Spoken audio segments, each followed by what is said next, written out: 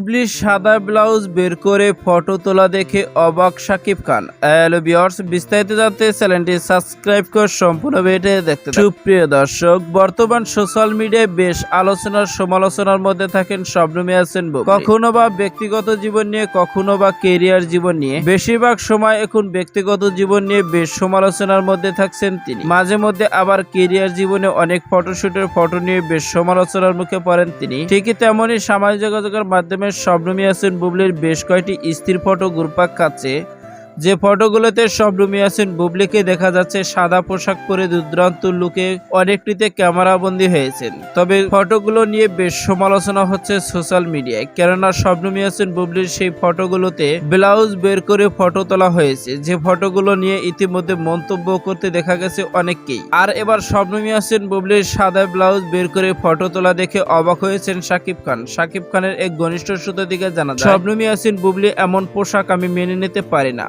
আমি কেন, কোনো দর্শকই মেনে নিতে পারবে না।